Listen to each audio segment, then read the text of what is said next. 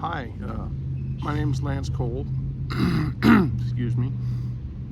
This is going to be a video, hopefully a series of videos about my struggle, 6.5 years of alcoholism and homelessness together. Actually much longer than that with alcoholism, a daily drinker for over 25 years, but 6.5 years of living in the dirt, homelessness, behind dumpsters, begging for money, begging for food, thrown in jail repeatedly, that kind of homelessness. No other better way to look at it than that. Hopefully I'll call this series a Spanged Life. That comes from a homeless term we use when we are asking for money from a person. Say we sit outside a gas station. My favorite was I would sit off to the side near the corner of the building and I would read a book and maybe have a cup of coffee, maybe a soda, but frequently a beer or a shot hidden somewhere. And you ask for someone who's coming out of the store, never when they're going into the store, because then they'll tell the manager or they'll tell whoever's working there and you could run off, or the cops will show up because they don't have the balls to come out and tell you to leave. So you ask for spare change, and generally they have it when they're coming out of the store, so they generally spare it. And that's called spanging, or walking through a Walmart parking lot or any other place like that, any situation where you're asking for money verbally and approaching people individually. So this I hope to call a Spanged Life, because this whole situation and the transformation of my life, my recovery, which is still ongoing, obviously is it's amazing. That's all I can say. It's an amazing thing. But my story is important, and I want to remember it and share it while it's still in my memory. But this will be very important for people to see. Not only for those that have those in their lives struggling with homelessness or alcoholism or any form of addiction. I lived around people who are addicted to heroin. I lived around people who are addicted to methamphetamines. Campmates of mine were addicted to both alcohol and amphetamines. So I, thank God, never used meth. Never once, and never did heroin, tempting as it was.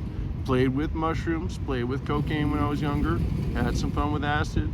Not saying I'm an angel, but thank God I never messed with those two. I had bad enough problems with alcohol, and I was able to recognize that.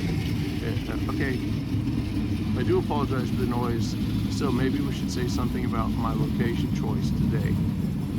This is my very first video, and for a long time I had wanted to film the first video in the woods where I had lived at least 5 different times at one point for almost 6 months in a very nice 10 by 17 foot camp tent with 4 foot by by 2 brick tall cinder block fire pit, so we can grab logs from the woods and burn and sleep next to it and stay warm. Kind of clever thinking when you're out there in the woods in the cold and it gets 20 degrees out. But this location here, it's important, and I stumbled across this. It was a perfect storm today, and I was running errands because I don't have a driver's license due to my alcoholism and alcohol abuse. 3 DUIs in 1 month. Try to top that, some people. Anyways, this location, I was running errands today. I was leaving the employment center, and I was sitting down waiting for a friend. He was supposed to help me film a video today, and I was hoping for him to prompt me and make it funnier. He's a great guy I used to work with, and maybe he could help me tell some of his stories. He's had a great life, and I've had a very funny and interesting life. And my homelessness, while tragic and at times very scary, and almost died at least 3 times, hypothermia, and beat in the head with a steel pipe. Things that go along with street violence, which is common. Sudden, rapid street violence just escalating out of nowhere because you're dealing with mental health issues. Back to this location. This location, I was waiting for my friend, and I realized I had called for the suicide hotline from this location one time when I was feeling desperately tired, about probably 3 years into my homelessness. I told them that I was going to make my way back to my mother's house and get her single shot .410 shotgun and shoot myself. I told them directly under the base of the nose because it blows out the base of your brain and it's like cutting off the lights. So they came pretty quick, and that's right here at this spot where I'm sitting, and 50 feet away over there, that dumpster surround right there, I called 911 for the first night it was wintertime, I was homeless. I called 911 for hypothermia. I was freezing, could not stop shaking, and it was my mistake. Being homeless is a very steep learning curve. You learn very fast not to sleep on concrete slabs in the wintertime. And this 50 feet away was grass. And actually, in this very location was a steam locomotive for many years. It's been gone for about 5 years now. And it had a coal car behind it. And I've slept in both the locomotive in the rain in the cab. And I've slept in the coal car and underneath it in the rain. But yeah, this location was a big spot for me. So as a result, or as a consequence, I guess is a better way to put it, of this location, we're going to deal with some traffic noise and maybe some people that might even wander by. There was a homeless guy sleeping behind that dumpster surround. Earlier, he finally got up and wandered off with a bottle. And anyways, this gas station over here, we'll show that real quick. This gas station and that whole intersection over there. I've been 86 from that gas station at least twice. One time for leaving quite a few beer cans and shot bottles with another homeless guy right by outside their dumpster.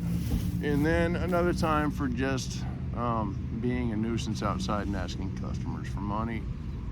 No. Anyway, so that intersection also is a fantastic intersection. When I was homeless, we do what we call flying a sign. Flying a sign is when you hold a cardboard sign. That's the term for it. So I was always known for my funny signs, like, does this sign make my butt look big, or is Minnie just Mickey and drag? I once flew a sign that says, a dingo ate my baby, need airfare to Australia, or bet you can't hit me at the quarter. So that intersection, one Christmas Eve and one Christmas Day, made me $300 in cash. Yes, I bought myself a brand new backpack and a brand new sleeping bag. So, another fun thing about that intersection, and this is a little side note, that Christmas that I flew the sign, and the sign that I had on Christmas Day was Grinch Stole My Christmas. So these kids come rolling up in a car, a bunch of late teens, all looked like they were high as hell on pot or who knows. But they were laughing their butts off, pointing at me and screaming at me that they'd seen me on Facebook. They'd seen me on Facebook on WTF Springfield and how I was famous now. And so the kids scrambled around and couldn't hand me money. And he hands me this Citizen Watch here. And he says, here, take this real quick. Here, take it. And he says, it's real. I don't have any cash. He says, you can go pawn it for $500. And of course, pawn shop's going to give me $100 maybe, but I didn't believe it was real in the first place. No one's going to hand me a nice watch worth $400 or $500. I've been handed some fantastic things, especially big beautiful backpacks, tents, and things that I need to live, and socks. For those out there who don't know what to hand a homeless person besides that little bag full of toothpaste, toothbrush, those things do help, but most people on the street have been handed those so many times. I had probably 3 packs of them at any one time. Granola bars, that's great, nutritious. We need that stuff, or I did at the time need that sort of stuff. But socks, if anything, socks. Socks and baby wipes, because baby wipes allow you to take a whore bath. Whore bath is, the groin, pits, face, and also your hands. Sorry about that again. Consequence of this spot. It was hard to sleep near this spot. I did quite a few times, but it's right by the fire station. So I slept directly behind the fire station actually for about 3 weeks before they finally caught me tucked in the bushes and trimmed it all away. So that's why I chose the spot. It's a lot to think about. This time of day also was one of my favorite times when I was on the street, because everything slowed down. Usually I had a real good drunk on. But it was nice. The sun was off you, and it was time that you could start hiding, because while you're invisible to most of the public in the way you're seen, they don't see you. Sometimes very actively make sure they don't see you. By what was one of the favorites I remember was when someone pulls up next to you in a line of cars, and they see you with the sign. First, they stare straight ahead, but the better one is here. They will put their hand up like this against the window and turn toward the driver and act like they're not doing anything but having a nice conversation. So, you know, I watched a lot of the psychological aspect of how people treat the homeless, how people, if you're sitting in front of a gas station, even reading a book, and, you know, I was reading one time Solzhenitsyn, and people would get out of their car, and instead of walking when they closed the door toward the sidewalk, toward the door of the car, they would walk all the way back around their car and then walk to the door and do the same routine when they came back to go back into their car. It was actually hilarious. You had to laugh about. These people were so scared of the homeless people, and I'm sitting there reading a book, but you can't get near them. You might catch it. You know, that's the big fear, I guess. Or we might just jump up and violently do something like maybe grab your wallet and then run off in our shoes that are worn out. And the cops in the area won't have any hard time at all locating that sort of person, that description. Hold on. Another bad habit I picked up, my parents, or my father and stepmother, smoked when I was young. Through high school and on, my dad smoked for over 40 years, and my stepmom probably close to that. I vowed I would never smoke. Vowed I would never smoke cigarettes. It was the most disgusting habit. Going out to a club back when you could smoke. You know, I was born in '70s, so yeah. The next day you smell like cigarettes, your hair, you know, your clothing especially. I thought it was disgusting. Kissing a girl was like kissing an ashtray. I became homeless when I was 44. And every single person I hung out with smoked cigarettes. And so I would bum a cigarette here like this. I'm tired of wasting time.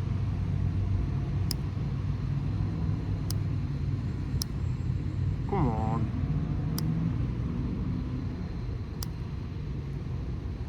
Frustrating. So, now I lost my train of thought. So anyways, that's what it was.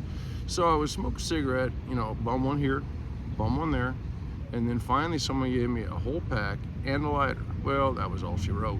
You know how that goes, smokers out there. It got so bad with my addiction to cigarettes, which I cannot break, and I'm not trying to break at this point. I will eventually stop smoking, for those out there who are gonna complain. I just eventually started smoking.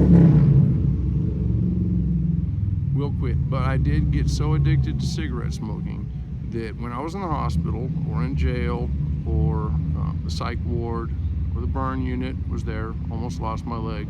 They told me twice in the burn unit. I missed cigarettes more than I missed alcohol, and that's pretty bad. That's how addictive these rotten things can be. Another thing you might see me pull out while I'm talking to you is you might see me pull out my vape. It's marijuana. I'm not gonna lie about it. I do smoke marijuana, and if I had known when I was younger, the medical qualities, especially post-addiction for me, I suffer from anxiety. I had severe social anxiety for a while. I have PTSD as a result of many attacks I had when I was homeless and some other events that happened in my life. I've got major depressive disorder, so just general anxiety. Use Atarax, use Wellbutrin, use Trazodone to help me sleep. Joint pain constantly, so I take cyclobenzaprine for back pain spasms. On and on. I don't want to get into a whole list, probably shouldn't. But man, lost my. So okay, the marijuana. Lose my focus that much. I have been having a lot of stress in my life. Recently lost a job, the first job I had since I was homeless, the first job I had in 7 years. And I held it $12 an hour, suffered, very toxic environment, a lot of stress. Basically, I outlasted everyone else in my department at the thrift store that I worked at, Red Racks, here in Springfield, Missouri. So finally, after my year, I wanted to prove my loyalty. I wanted to show I could do it, prove that I could show up without being drunk. Never did. Not get a write-up. Never did in a year. So I'm unemployed now, and that's frustrating. I have very good job prospects. I'm not worried about it. My confidence is fantastic compared to what it was just a year and a half ago, just over. Let's see.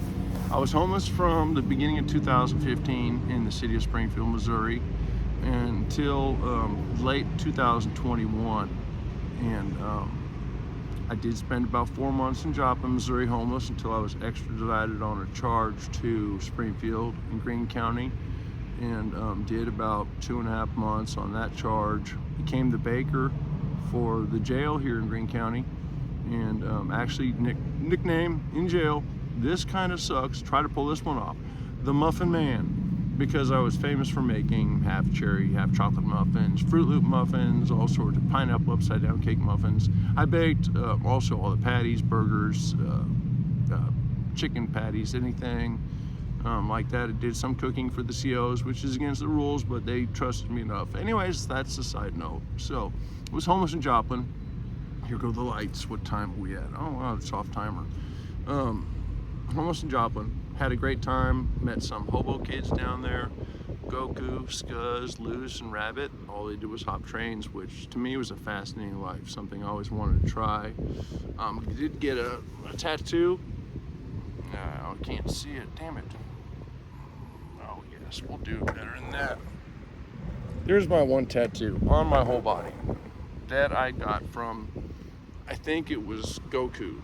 Gave me a stick and poke tattoo. We bought a fresh sewing kit from Walmart and did it right in the parking lot. Damn it.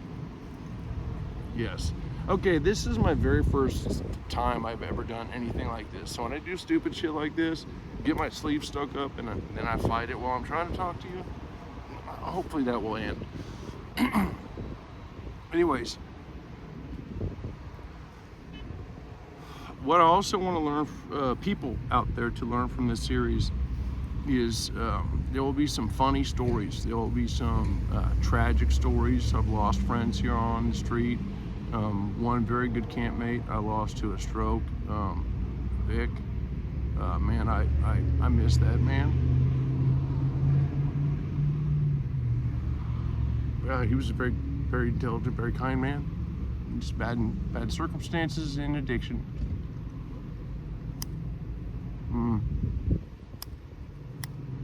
Now I need a cigarette for stress.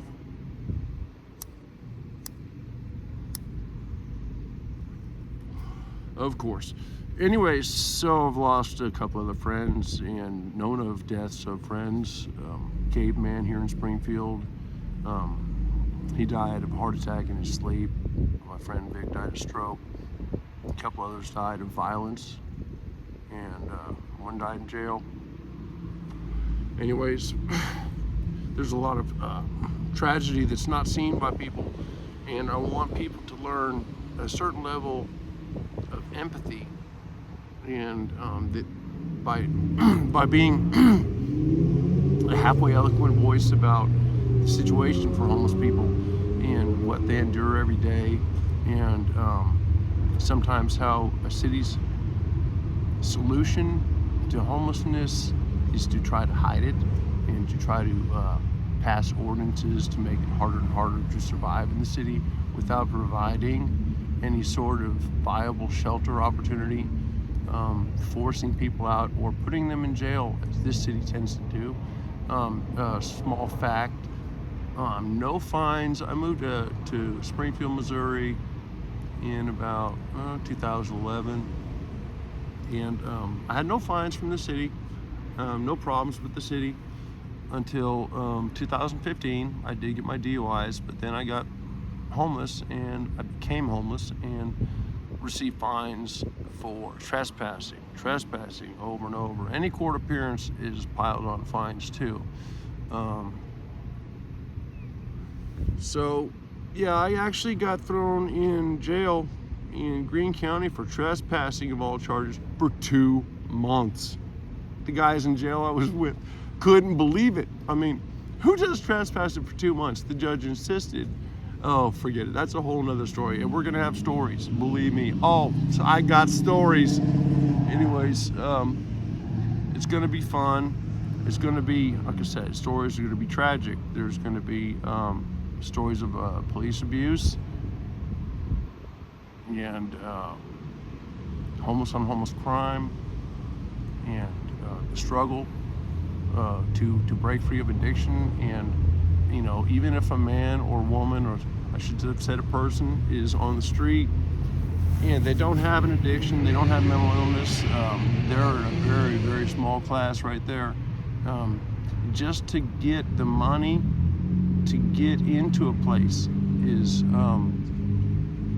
it's the first and last. And then if you have been homeless for any amount of time, you have very bad history suddenly, and you might not have a job, because when people yell at you to get a job, which I don't know, it's like if I had a nickel for every time, really seriously. Okay, you're homeless, get a job. So let's see, I lost my wallet in 2015, late, or was it early 2016, in Joplin. I think it was 2016. Lost my wallet there, and so I didn't have any ID and no mailing address, and let's see, I didn't have a social security card and no mailing address, again, no birth certificate, which I lost when my backpack was stolen. I had everything stolen, so hopefully there's some idiot running around trying to be Lance Cole, because they stole my backpack, had my social security card, my wallet with my ID, and my birth certificate in a Ziploc bag to protect it from the weather. So someone's got bad credit or no credit. If anyone wants to also look me up, I think it's MissouriCase.net. If they want to see any police charges against me, to verify my time on the street and verify that I'm not just making this shit up, because guaranteed I'm not making this shit up. I don't think anyone could, some of the shit you will hear. And that's another thing, you're gonna hear foul language. I'm sorry about it, this isn't for kids. This is about real life and fucked up shit that happens.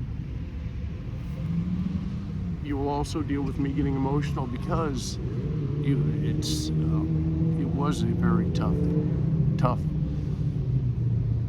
painful period.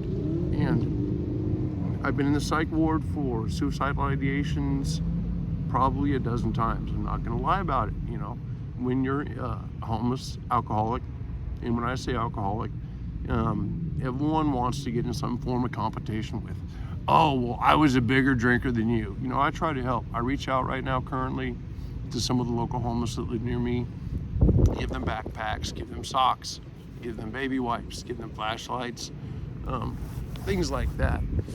Oh man, I also lose focus. I just get emotional.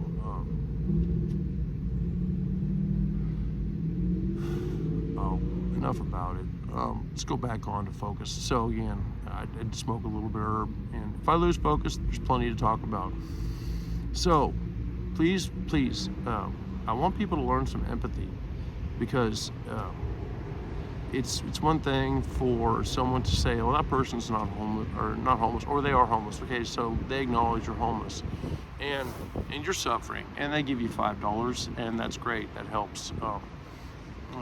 And money always helps. But lesson real quick, side note again, if a homeless person ever turns down food from you, unless they have a justification like someone just fed them, and then they just want money, and that money is for drugs or something, alcohol, cigarettes. Now, I don't have a problem with homeless people smoking, because it's a stressful, boring life a lot of the times. So that's what I did, stress, boredom. But learn empathy for these people that I've slept under bridges in the rain, been tased twice by the police, once because I was trespassing on an empty lot where a house had been bulldozed down, sleeping overnight. The cop would not let me take my belongings with me when he demanded that I leave immediately. And I refused to leave my stuff, and he tried to arrest me by telling me to roll my stomach and put my hands behind my back. And I said, man, I just want to take my sleeping bag, and I just want to take my backpack, my old day pack, and my Walmart bag and go. And he said, no, get on your face anyway. So I got tased that night and pepper sprayed, because when I grabbed the taser wires out of my chest and yanked them away, he was kind of pissed about that thing. So, empathy for these people, empathy for, I slept one time in one of these drainage things we have here in Springfield, Missouri, for when the rain comes, it's for where all the drains go, full of grass and below ground mostly. It's a ponding basin. And I slept in one of those, but when it starts to rain, run, because I lost a shoe, and it fills up that fast. Lost a blanket and a shoe. When you're harassed by the cops is another reason to have empathy for these people. And a lot of people only see the public interaction between law enforcement and homeless people. Or I might once in a while refer to us as unhoused, or I say us. I still feel like a part of the community to some degree. I don't think we'll ever leave. Anyways, so yeah, a lot of homeless people just suffer from loneliness and need someone to talk to them. Every once in a while, someone would take 20 minutes, half an hour, or longer and talk with me and find out, wow, there's actually a person here. Not just a guy sitting behind a gas station shooting shot after shot. Yeah, okay, back to that when I was saying, I was that kind of alcoholic, and people want to compete. When you talk to these people, that's what I was talking about earlier. Talking to the people that live behind the gas station or hang out there and get arrested by the cops and come back.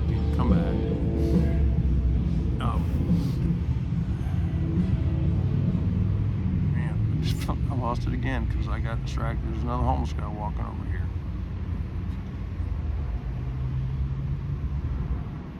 Oh man, just getting harassed. That's what I think about too, man. Those poor kids. I call them kids. I'm 52. This one kid over there, cowboy. He had a puppy, and a little pit bull puppy, and he loved her. That was his only thing. And he had his belongings. He got arrested for trespassing there because he slept overnight, and it was city grass. And they took him to jail, booked him, and released him. And in the process, he lost his dog. He lost most of his important belongings. And so that's what happens when the police mess with you. So again, okay, let's go on what I was saying earlier about when public sees the police interact with the homeless, they don't see a lot of what really happens. You don't see you get tackled behind a building with a knee on your neck, can't breathe, a cop with the rest of his body weight on your rib cage because you're trespassing and you don't leave fast enough. When you ask for where you can safely sleep or legally sleep that night, one too many times to the 4 officers who decide, well, when they tell you the last time you ask, where can I safely, legally sleep tonight? And they say, we're gonna tell you exactly where you're gonna sleep tonight. You pretty much know what that means, but I tested it. 4 of them tackled me, right? And then one idiot picked up my clipboard afterward and said, who does this belong to? Well, yeah, none of y'all carried it here. So, again, I'm gonna, hop around from subject to subject. Hopefully I do pop back to the subject I was talking about initially. But again, if I lose track of where I'm talking, what I'm talking about, or where I'm going, understand that we're going to cover so many other subjects. It's not going to be like we're not going to learn something new here, kids. Excuse me for this one. This weather out here it's early summer, pollen. I slept in this spot many times. Again, slept in that dumpster so many times. Oh yeah, this area. This is very comfortable. This is very normal for me to be here. not to talk like this. I'm not great at monologues, so I do get talkative, because one thing about being homeless, you're lonely. I spent a lot of time sitting in the woods, nice patch of woods, but sitting amongst the trees, reading in the sun, drinking until I couldn't read or remember what I'd read. So that was the alcoholic that when I was in my tent or in the dirt or wherever I was, when I woke up, the very first thing I reached for was alcohol. And I'm not saying one of those alcoholics that sits up in bed and then goes and mixes themselves a drink or goes and fixes a drink. I'm talking about reaching my arm, fumbling around my tent, and also scrambling for my cigarettes. Here's a guy riding around on his bike. Looks like better living through modern chemistry, but who knows? Tweakers be tweakers. So the very first thing I would do waking up was hopefully grab a shot. Fireball was one of my favorites. American Honey. I'm part Swedish, so I'm a big vodka drinker. The reason I didn't drink vodka a lot when I was homeless was because I drink so fast that it doesn't work well for me. Jail, well, as they say, yeah, I'm allergic to alcohol. When I drink, I break out in handcuffs. So, yeah, I was that alcoholic. I reached first thing, man, and you get the shakes. Your whole body.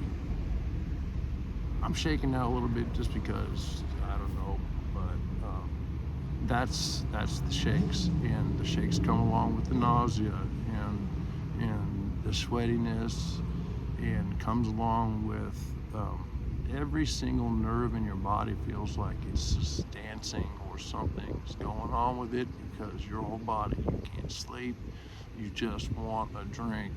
The physical addiction to alcohol, the physical. You can walk to the gas station telling yourself every step of the way, this is the absolute last thing I want to do. This is the worst thing I can do. Every step of the way you'll tell yourself, this is wrong, I shouldn't do this. But every step with that last $2 and whatever change you got, you got to get that drink, because if you don't, it's only going to get worse. It's only going to get worse. So I got that first drink. Fight that. And I'll tell you what, if I didn't get that first drink, man, it was a scramble, a mad scramble to go out and get something in your system to settle that down, because it's a demon and it's not one to tangle with. Withdrawal from alcohol, I apologize. I'm gonna sit here, maybe even light another smoke, maybe take a drag off my vape, because I haven't done that in a minute. Okay, let's see. Can we drag on the vape? Yes, we will. And if I cough, I apologize for that. Again, this is my first video. I'll talk about a couple other things, and we'll get back to aspects of alcoholism, because that will be a part of the series that's a focus. Mostly, I should apologize.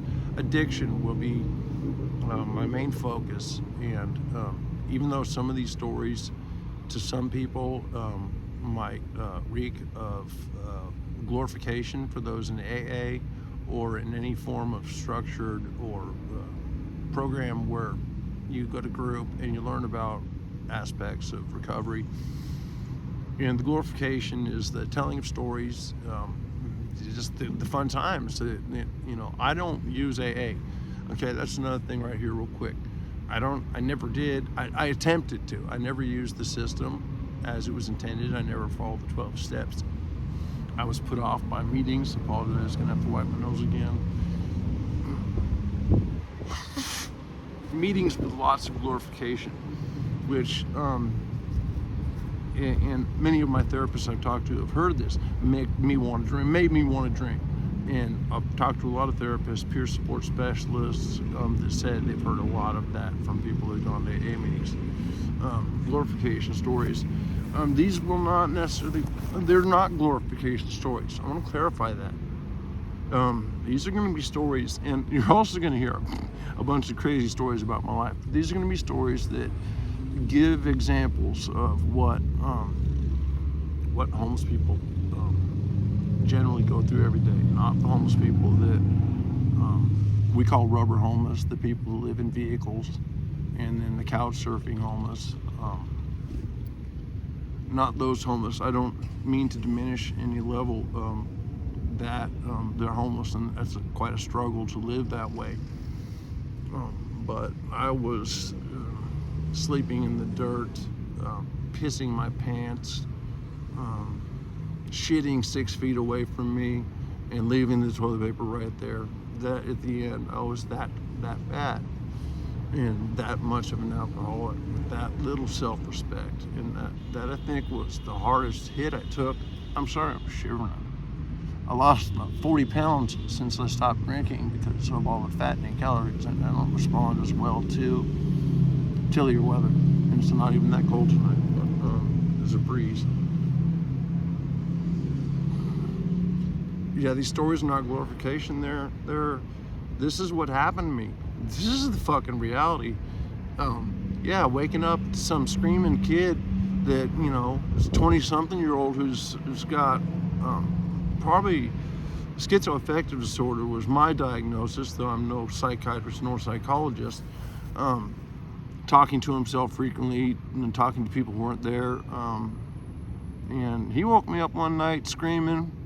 We're squatting in the house, screaming that, standing over me with what I thought was a broomstick in his hands, cross. He's holding in the middle like a martial arts stick, right? Screaming, "Get out of my house! Get out of my house now! Get out!" And I said, "Dude, what the fuck are you talking about?" He woke me up. I'm still drunk, you know, we're sleeping off. It's like 3 in the morning, 2:30, God knows. I had to go across the street. I didn't have a phone, call 911 after he hit me in the head with a 4-foot steel pipe. So yeah, I argued with him, you know, that this was both of our place, so we're squatting in, so technically neither of us legally owned it, you know.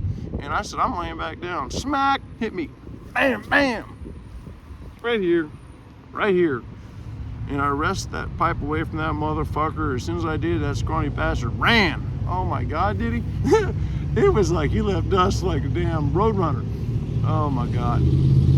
Ran into him 3 times since then. One time I chased him for 45 minutes, that little knife wielding son of a bitch. I chased him right over to McDonald's, and all I had to do was scream, "He's got a knife!" Boy, that got everyone's attention and the police real quick. So unfortunately could not beat his ass as thoroughly as I wanted to, or even at all that time. And twice since then seen him where there was too much camera coverage for me to do anything about the little son of a bitch that sent me to the emergency room and left me with a bone scar. So had he decided to pulp on my head with the pipe while I was asleep, because he definitely had some mental problems, and he was definitely an addict, I would have never known anything, most likely, but it could have ended that quick. That's what life on the street is for, is like for people, you know. No, I just remembered, right over here at the corner of this building, the dumpster surrounds behind. I spent the whole day, and again, okay, this is how it's gonna go. You're gonna hear stories like this, and if I'm telling you something, it's gonna pop up, and I'm gonna change the subject, but no end of stories, kids. I've got stories. Anyway, so back to that. So right over here, I spent 2 or 3 days with a homeless guy that lived just down the street behind an abandoned car dealership. And we were over here hanging out with another homeless guy, drinking all day. We'd had scored plenty of money, I think, a couple days recently. And we weren't worried for supplies. We'd never had food problems. I will praise the city of Springfield for this. Thank the city of Springfield, all the citizens here that did help me. I never went hungry in this town. And if I needed something to get warm, I had to fly a sign, need a sleeping bag. The people gave it to me. These people gave me blankets, hats, gave me everything to survive 6.5 years, and would not have made it without them. Back to the story about this guy. So I'm hanging out with this guy, and you know, he's an old timer. He's a drinker too, and you know, when you're on the street, you get to figure people out pretty quick. Your ability to judge people comes really fast, unless you've been drinking a lot. And sometimes even then, you sniff out the bad ones. I should have sniffed this bastard out. He's smart like me. and he's a smart aleck like me, which a really bad combination, you know. If anyone knows me, there's high school friends out there that might be seeing this video. I was class clown in high school, and I'm a smart aleck, not a stupid guy. So to combine my brain with my sassy attitude, especially when you combine a little bit of liquid, I sassed this guy all day, you know. I was just that way, and you know, I thought I'd take it in good humor, you know. Hey, we're both having a good time, we're both drinking, we're both in a shitty circumstance, all we can do is fucking laugh about it. I mean, that was my survival tactic, laugh, because, you know, what else can you fucking do? You're sleeping behind a goddamn dumpster worried about the damn garbage truck smashing you with a container when you don't wake up in time in the morning. So laugh.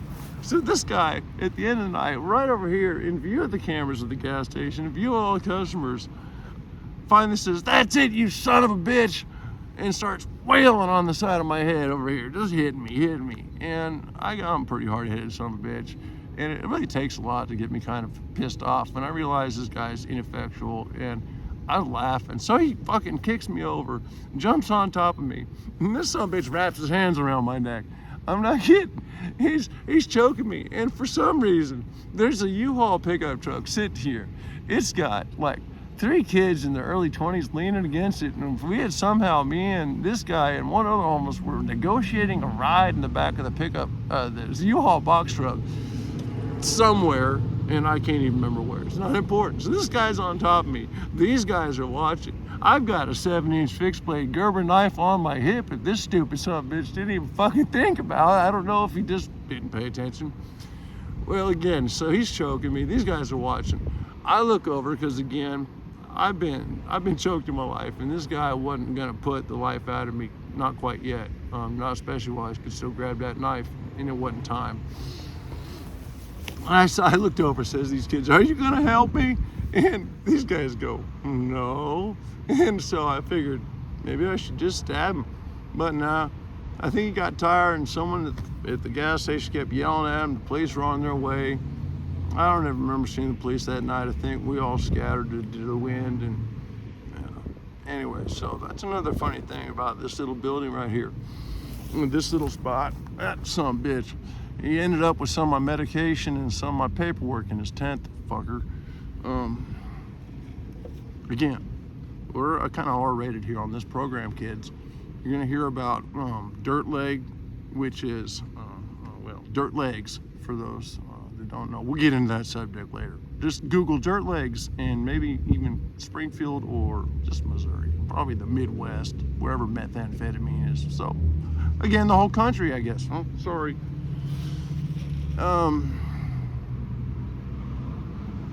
So yeah, if anything, I wanted to show people that it can be done. It can be done. I fucking made it. I survived it. I didn't think I thought I was gonna die on the street and alcoholic. I had accepted that.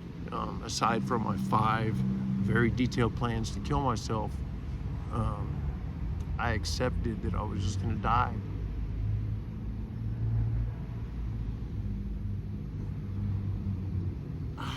That I could never imagine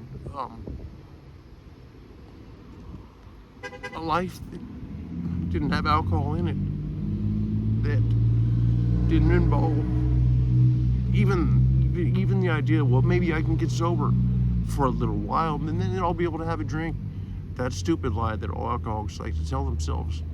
I knew that was never possible. I just didn't think I was going to even be able to achieve the length of sobriety that would take to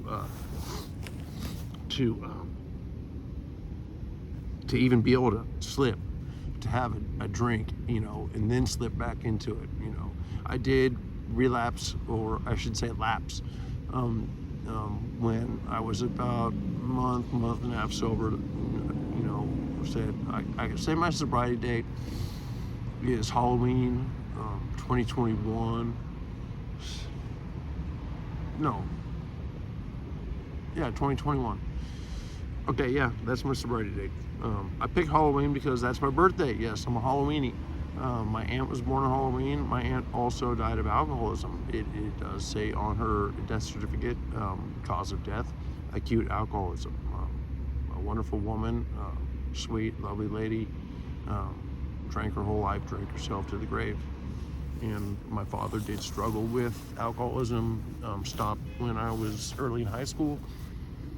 There goes the nose again here.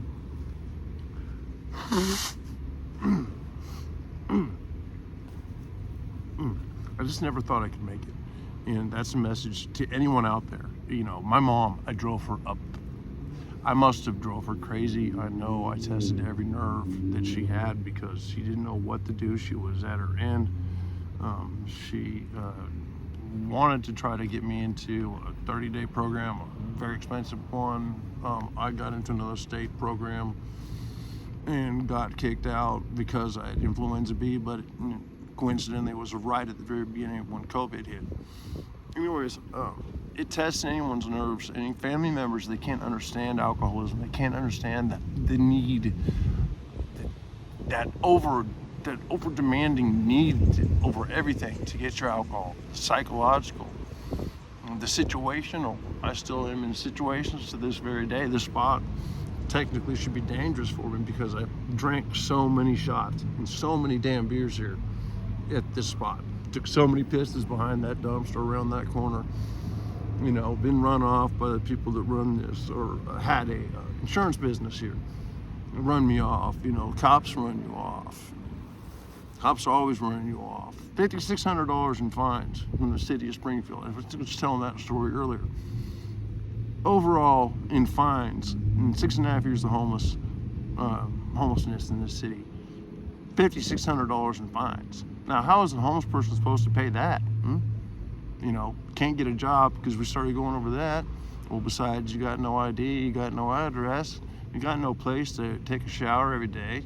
You got no place to keep your stuff safe when you go to work, because any homeless person knows you leave your campsite for any amount of time.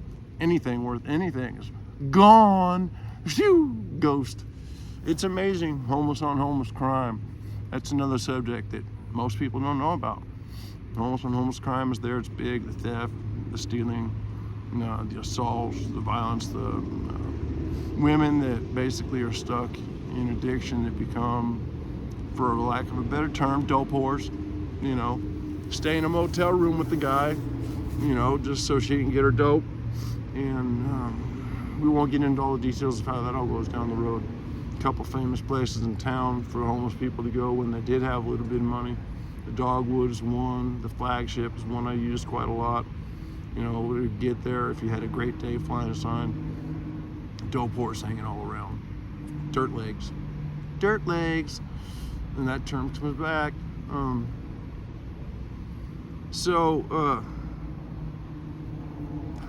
The message again, it can happen. To all those mothers out there, to wives, husbands, you know, brothers, sisters, family members, anyone that loves anyone that's suffering from addiction, and you never thought that there's a chance, you know, you finally given up on them. You can show them this, you know, here I am, you know, I haven't had a drink in over a year and a half, almost a year and 3/4 now. Here I am sober. I don't crave it. I miss it at times, but that's normal. That's recovery. It's missing a life that, you know, when you live doing something every single day for 25 years or more. You know, I started drinking my senior year, almost failed English of all friggin' subjects. My parents were blown away. Well, because I was going and drinking my ass off at lunchtime, eating 10-pack of tacos in the school parking lot, coming to English class, really mellow. So, I'm here. I'm back. I survived it. And then I'm here to show you, anyone, share it, anyone. You can survive it, they can survive it. And you'll learn how bad it can be. So if you think that your loved one is in a worse situation, I can show you what looking up at rock bottom really is. It's not a competition. Who drinks more? Who drank more? Who's got it worse? I've never been to prison. I don't know what it's like. Spent a lot of time in jail. Sure as fuck know what that's like. Learned how to jail pretty freaking good. Also learned a pretty good game of spades. I'm damn good. So I'm sharing this stuff. I should have mentioned this earlier when I was starting to tell you about this video series. This is my very first video. I already said that. I don't know how to edit. I did download an editing app. Haven't played with it yet. Today hit me. Today is the time. I was procrastinating far too much. And so you're gonna see me do stupid things. You're gonna see me make a lot of mistakes. But hey, if I can get a message out there, and I don't know, the message I would like to, forget it, go on that later.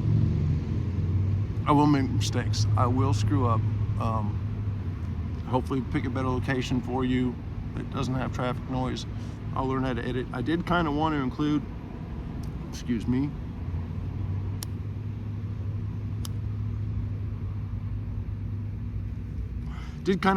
music, you know, and have like a little subtitle or a title and all that stuff that goes along with, you know, a real fancy video. But I'm not a real fancy guy. I'm kind of meat and potatoes, and I'll learn to do that shit when it's important. Right now, it's more important to share the message and get it out there. As the line goes in Schindler's List, I don't know if it's really a true Hebrew line, but he who saves one life saves the world entire. And if I can help save one life out there, that's important to me. I believe I can save more than that, and I hope to. So please, I apologize for the lack of proper editing and all that. And the song I wanted to include was Chumbawamba's Tub Thumping. And for those who all know, you know, I get knocked down, but I get up again. Yeah, that was my survival song when I was homeless. Would have loved to have a little jab of it going along with this video, but ain't getting that today. So you're getting me, and you're getting a true story, and that's all you're gonna get from what you look up. If you also want to look in Greene County, if you can look up Greene County's website in Missouri, and you want to see some mugshots, I recommend it. I do recommend it. There's a whole assortment on there that, you know, they're classics. Black eyes, hair everywhere, sticking all over the place. Yeah, looking real happy about being there. We'll tell you one time about the story. They arrested me, and I stepped in my own shit, and luckily couldn't find that shoe when they took me in the middle of the night, and went to jail with my own shit all over my foot. I was wondering why the damn cop had the window down. It was like 3 in the morning, and he had the window down. It was cold, and I didn't realize I smelled like shit. I was still drunk, which a lot of these stories you're gonna hear, I was still drunk. So Chumbawamba's Tub Thumping. Yeah, I get knocked down, but I get up again. And that comes, I guess, also, some people know me. I'm a stubborn motherfucker because I'm a Scorpio. And it comes that Halloween, baby. Yeah, you know, I got a hard head. You know, even one of my campmates, Richard, we'll hear about Richard some more in the future. Richard was a fantastic campmate, had a wonderful blue-nosed pit named Bullet. And that man cried over that dog. This man had been in prison, killed a man in prison, and got away with it. This man was not a man to mess with, and man cries over the dog. And luckily, he told me once, he said, if I ever had to give my dog away, he said I would give her to you. And it meant a lot to me because, yeah. Anyways, Scorpio, yeah, he kept hitting me in the head once in a while. That comes along with campmates. Another rule of camping. Oh, okay, we're running out of time. I was trying to cut this off at about an hour. Another rule of homeless camp was never camp with more than one person, because real quick, more than 2 people, they start stealing shit, and shit disappears, and fingers all get pointed every single direction. So not smart, and plus it's not. So I got hit in the head a lot by other campmates, because violence goes along with it, and alcohol, and meth, and heroin, and other things. Pills are a big problem on the street. So let's try to wind it down. I'm kind of hoping we had a successful very first episode for me, and I'm going to try to post it on YouTube. That's going to be a challenge for me. I think I got it all figured out. But if I want you, number one thing, especially if there's any of my friends on Facebook out there, I'm going to try to be getting this to you guys. I want you to share this, because it's an important thing, and the story that comes along, and you'll hear about my life. I don't know if I already mentioned, when I was 23 years old, I got arrested for building machine guns.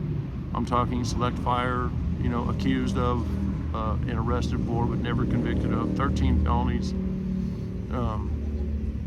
ATF was involved. It was fun times. I'm an exciting kid. Do things. Have fun at parties. I'm smoking. She's smoking. Let's all smoke. So, all right, let's wind this down. It's about 56 minutes into the video. Please stick with me. Please also, I want feedback and encouragement if you think that I should be doing this. If you want to hear any more of this, I don't even know how to do that subscribe shit. I guess I'm gonna have to learn how to do that, but I'm gonna be trying to post some more videos and make this a regular thing. Hopefully I have my friend Eric along, who's supposed to be here today. He's a funny guy. He's a funny guy and smart guy too, and got great stories together. Man, yeah. So hope you join me when I do cut off here in a minute.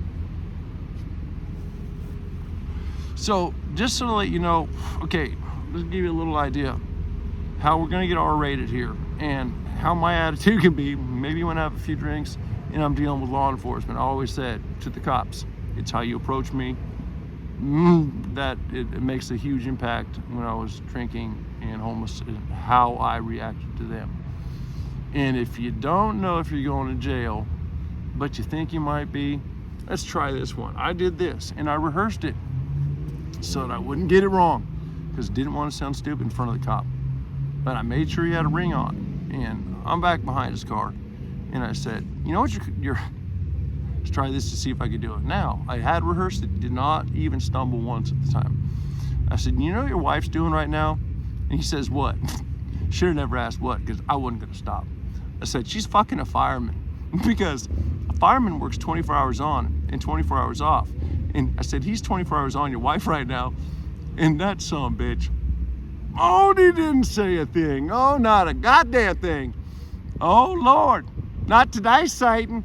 Oh, he didn't say a thing, man. But I'll tell you, that ride to jail was pretty rough. And then when he got me there, I was thrown in a confinement solitary cell for about 8 hours, instead of getting thrown in the pit with everyone else to get booked in. So, yeah, he got back a little at me, but I had fun with it. And hey, again, like I said earlier, when you're homeless and you're an alcoholic and you're on the street and ain't nothing going fucking right in your life, what are you gonna do but have fun with it? Or I was gonna die. This is plain and simple. And I actually really was gonna die. So, one last, can we see? No, I guess we can't. Oh, okay. Real quick, that was the burn I got on my leg. We'll talk about that some other time. Almost lost it. Told me twice that I might lose it in the burn unit. Was taken to the hospital with core temperature 95 one time, and couldn't stop shaking for like an hour after I got to the hospital. Took me a while to warm me up. So let's cut this off, and let's try to see. Join me again. I had a fun time doing this, and now I really got to take a piss. So bye.